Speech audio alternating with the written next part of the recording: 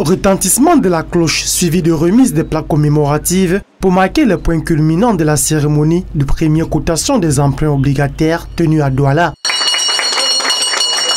Au rang des bénéficiaires de la bourse mobilière de l'Afrique centrale, les États congolais et gabonais, lesquels entendent s'y appuyer pour une relance économique post-Covid.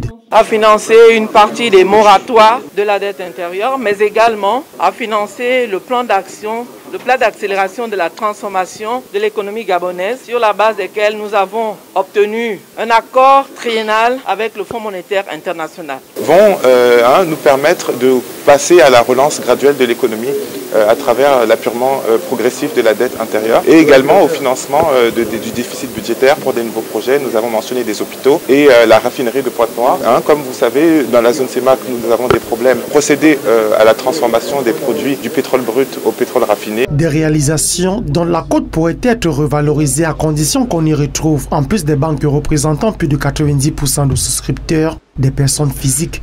La tendance devrait être qu'on arrive à une certaine équité, un certain équilibre entre les banques et les personnes physiques pour permettre vraiment de mobiliser davantage des fonds au niveau de la base. Une quête de popularité qui passe également par le soutien sans faille de tous les États, présentés d'ailleurs comme principaux catalyseurs d'une telle vision. Nous espérons maintenant que les autres États suivent, notamment par l'apport à la cote de quelques entreprises qu'ils détiennent pour enrichir davantage la cote de notre marché. Dans les besoins immédiats de trésorerie, on comprend très bien que les États se tournaient davantage vers le marché monétaire, qui est le marché des capitaux à court terme. Mais aujourd'hui, vous avez déjà senti la tendance qui fait que maintenant, pour les investissements structurants, la plupart des États recommencent, n'est-ce pas, à venir vers le marché. C'est un déclic qui ne va certainement plus s'arrêter. Relevons qu'en 3 ans d'activité, la BVMAC a mobilisé 700 milliards de francs CFA au profit des États de la CEMAC et compte travailler davantage pour aller au-delà. D'où la nécessité d'asseoir à travers une communication de proximité